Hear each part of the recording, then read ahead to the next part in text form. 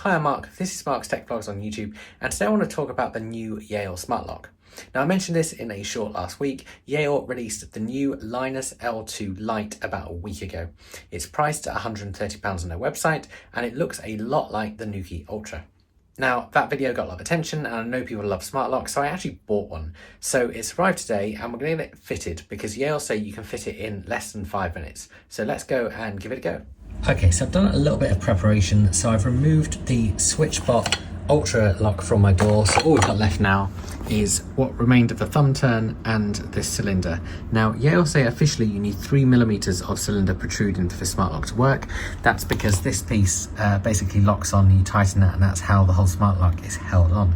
However, in the box you do get a sticky pad, which means I think actually this would probably work if you had a thumb turn or a key turn without that amount protruding, because you use a sticky pad to stick it on instead of that. That's not confirmed in Yale's instructions, but I'm pretty sure that is correct. So we're going to get this fitted. Now, our first step is to actually get the lock paired with the mobile app.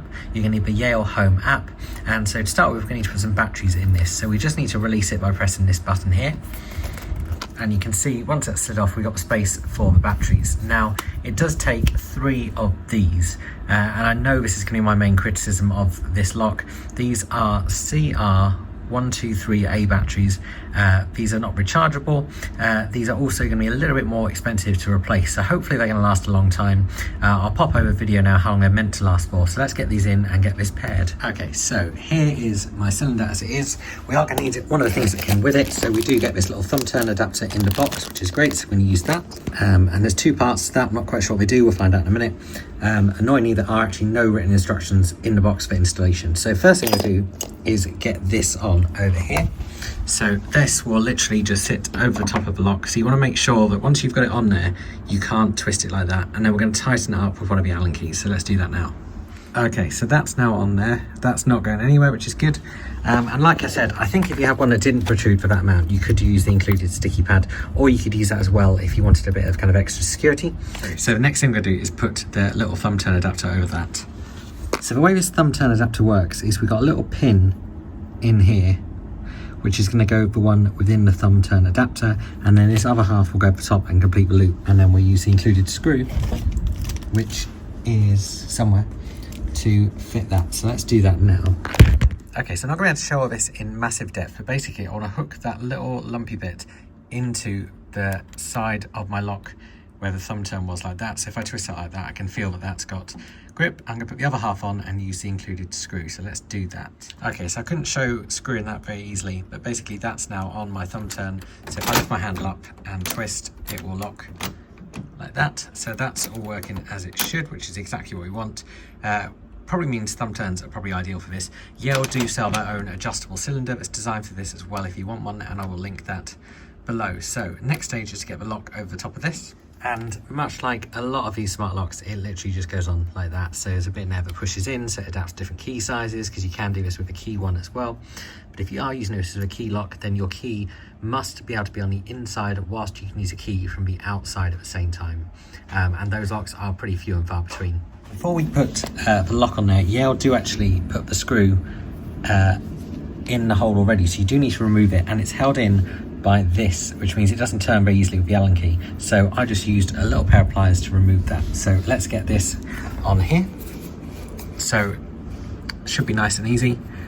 So we just want to line up everything, so there's obviously little holes.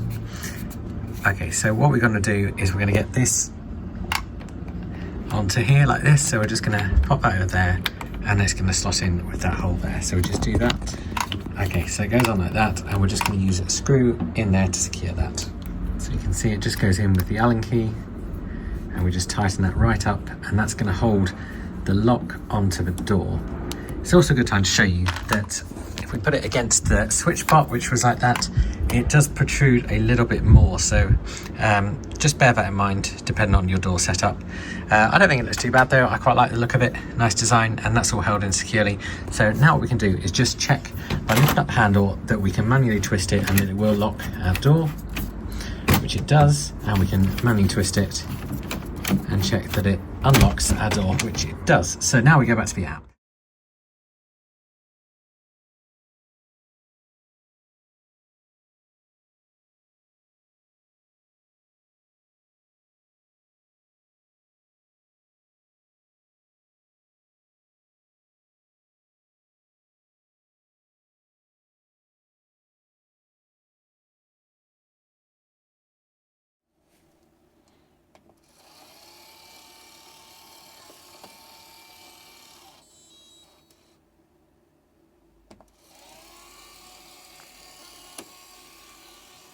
Okay, so that's the Yale Linus L2 all installed.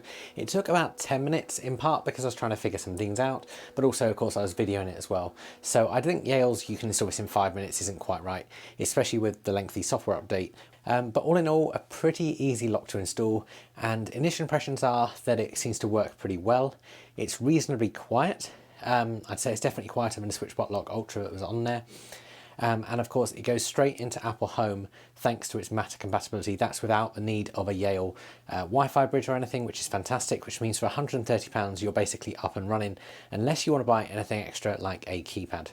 I'll link the lock below, and I'll also link the Yale cylinder that I mentioned that you might need if you don't already have a thumb turn cylinder. I'm going to use it for the next month or so, and I will do a full review.